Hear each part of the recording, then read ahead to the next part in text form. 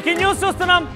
మరోసారి అమెరికా అధ్యక్షుడిగా ఇటీవల ఎన్నికైనటువంటి ట్రంప్ ఇజ్రాయెల్ కి మద్దతుగా నిలిచారు. ఆయన ఎన్నికల సమయంలో యుద్ధానికి ఫుల్ స్టాప్ పెడతాను, యుద్ధాన్ని నేను కంట్రోల్లోకి తీసుకొస్తానని చెప్పారు. కానీ ఇప్పుడు పరిస్థితి మాత్రం మరోలా ఉంది. ఆయన ఇంకా పూర్తి స్థాయిలో బాధ్యతల స్వీకరణోత్సవం జరగక మున్పే ఆయన హమాస్ ని హెచ్చరించారు. హమాస్ చెరలో ఉన్నటువంటి 100 మంది ఇజ్రాయెల్ పౌరులని వెంటనే విడుదల చేయకపోతే మీకు ఇంతకు రెట్టింపుగా నరకం అంటే ఏంటో చూపిస్తాను, మీకు ఇంతకు రెట్టింపుగా తీవ్ర పరిణామాలను చూపిస్తానంటే హెచ్చరిస్తున్నారు ఆయన. 2020 జనవరి 20వ తేదీన ఆయన పూర్తి స్థాయిలో అమెరికా అధ్యక్షుడిగా ఆ పీఠాన్ని ఎక్కబోతున్నారు. అధికారికంగా ఆయన స్వీకరణోత్సవం తీసుకోబోతున్నారు. అధ్యక్ష పీఠాన్ని అధిరోహించబోతున్నారు. ఆ లోగా గనక అటు హమాస్ ఇజ్రాయెల్ పౌరులను విడుదల చేయకపోతే గనక నరకం చూస్తారంటూ హెచ్చరిస్తున్నారు ట్రంప్. గతంలో ఎప్పుడూ కూడా చూడనటువంటి పరిణామాల్ని చూడాల్సి వస్తుంది. ప్రస్తుతం హమాస్ని ఏ స్థాయిలో అయితే ఉందో అంతకు రెట్టింపుగా బాధపడాల్సి వస్తుందంటూ హెచ్చరిస్తున్నారు ఆయన. ఇజ్రాయెల్కి తన సంపూర్ణ మద్దతునిచ్చారు. ఇజ్రాయెల్ సంబంధించినటువంటి 100 మందికి పైగా ఆ పౌరులని బందీల్లో ఉన్నటువంటి ఆ వ్యక్తుల్ని విడుదల చేయకపోతే హమాస్ పై డెఫినెట్గా తీవ్రమైనటువంటి పరిణామాలు ఉంటాయంటూ హెచ్చరిస్తున్నారు ఆయన. గతంలో జో బైడెన్ కూడా ఇజ్రాయెల్కి ఏకంగా మాటల రూపకంగా మద్దతు ఇవ్వడమే కాకుండా తన యొక్క అణ్వాయుధాలని అన్ని రకాల ఆయుధాలని అన్ని రకాలని కూడా సమకూర్చి ఇజ్రాయెల్కి తోడుపాటుగా నిలిచాటు ఇరాన్, హమాస్, లెబనాన్, సిరియాలపైన జరిగేటువంటి దాడిలో సంపూర్ణ మద్దతు ఇచ్చారు. గతంలో ఇరాన్ ఇజ్రాయెల్ పై దాడి చేసే సమయంలో కూడా జో బైడెన్ ఇదే తరహాలో ఇరాన్ని హెచ్చరించారు. కానీ అమెరికా అధ్యక్షుడిగా ట్రంప్ ఎన్నికైన తర్వాత, ట్రంప్ అధ్యక్ష పీఠం అధిరోహించిన తర్వాత యుద్ధానికి ఫుల్ స్టాప్ పడుతుందేమో. ఎందుకంటే ఈరోజు ఇజ్రాయెల్, లెబనాన్, సిరియా, ఇరాన్, హమాస్లపై చేస్తున్నటువంటి ఈ దాడి రేపటి రోజున అణ్వాయుధాల వరకు కూడా చేరిపోయి 3వ ప్రపంచ యుద్ధానికి కూడా దారితీసే అవకాశం ఉన్నట్టుగా చాలామంది ప్రపంచ మేధావులు ప్రపంచవ్యాప్తంగా చర్చ జరుగుతోంది. కాబట్టి దానికి ఫుల్ స్టాప్ పెట్టాలంటే ట్రంప్ అయితేనే కరెక్ట్.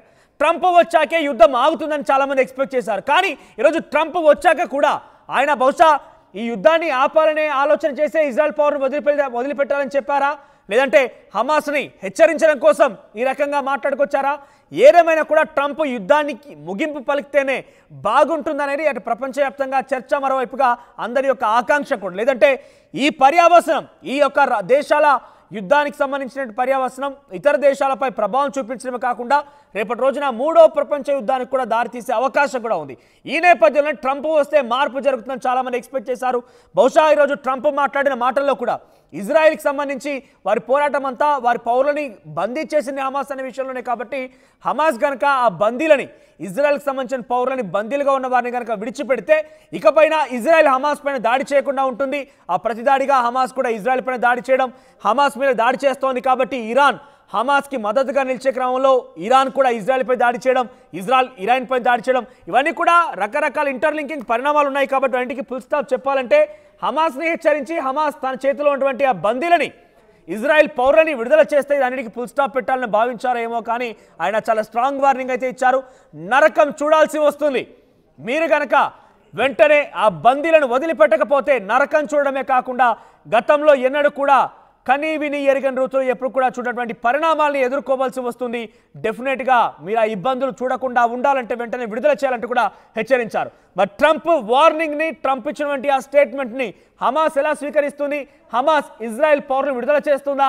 ఏం జరుగుతుందో చూడాలి. ఒకవేళ కనుక నిజంగానే విడుదల లేకపోయినట్టే కనుక ఇజ్రాయెల్ డెఫినెట్గా ఆల్రెడీ హమాస్ మీద కక్షపూరితంగా ఉంది. హమాస్ పైన ఇప్పటికీ వరుసగా దాడులు చేస్తూనే ఉంది. ఇదే క్రమంలో ట్రంప్ కనుక ఇజ్రాయెల్కి తోడైతే డెఫినెట్గా ఈ వార్ మరింత ఉధృతంగా మారే అవకాశం ఉంది.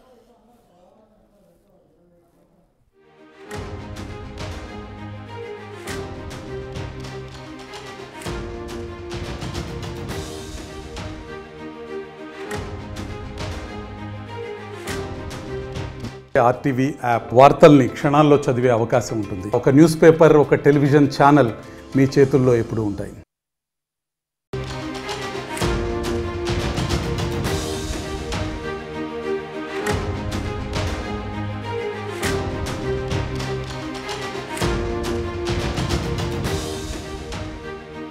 Breaking news